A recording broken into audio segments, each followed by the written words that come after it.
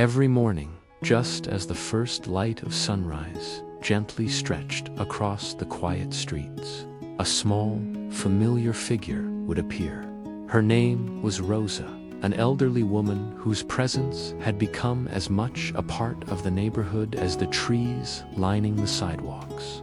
In her hands, she carried a woven basket filled with fresh flowers, roses, daisies, lily, each one carefully arranged, bursting with life and color.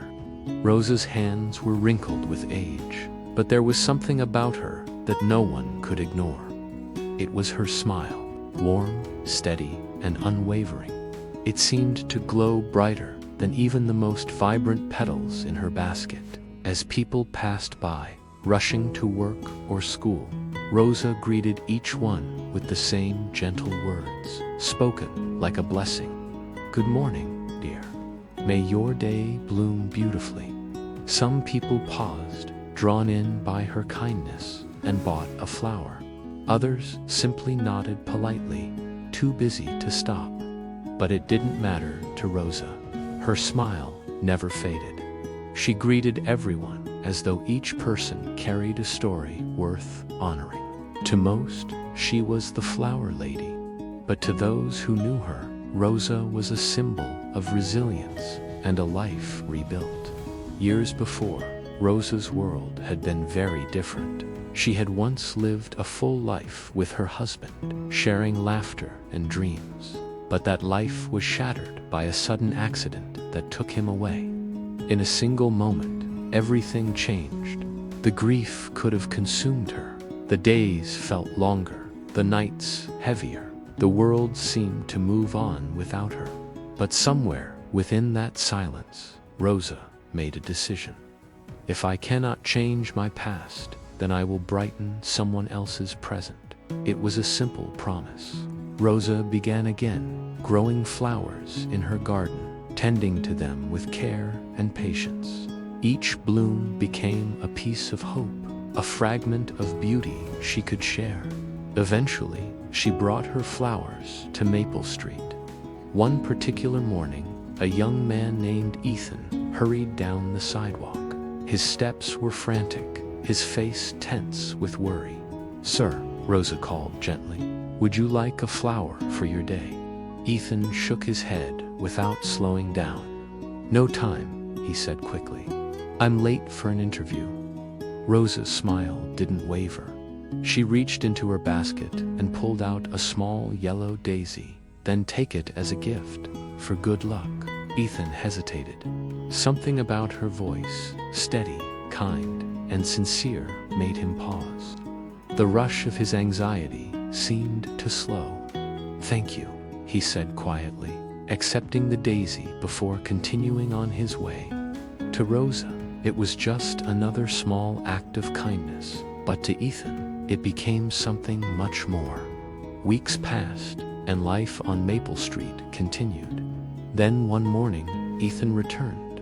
He walked with confidence, dressed in a crisp suit. "You won't believe it," he said, his voice filled with excitement. "I got the job."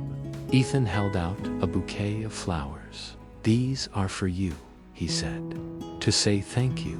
When you gave me that flower, it reminded me to pause, to breathe. It gave me enough hope to believe in myself again." Rosa's small corner was no longer just a place to buy flowers. It became a place people returned to for the feeling she gave them.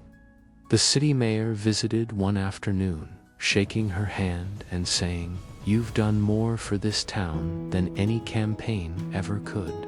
Rosa laughed softly, her eyes twinkling. "I just sell happiness," she said, "one petal at a time." Years went by, and Rosa remained a constant presence, her kindness quietly weaving itself into the fabric of the community. Then, one winter morning, something felt different.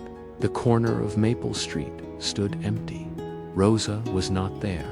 As days turned into a week, a quiet concern began to grow. The space she filled now felt strangely incomplete. Then, a small note appeared. My dear friends, thank you for letting me be part of your days. Think of blooms as my smile. Beneath the note sat her old woven basket. It was not empty. It was filled with flowers left. Thereby the people she had touched. One by one, they came.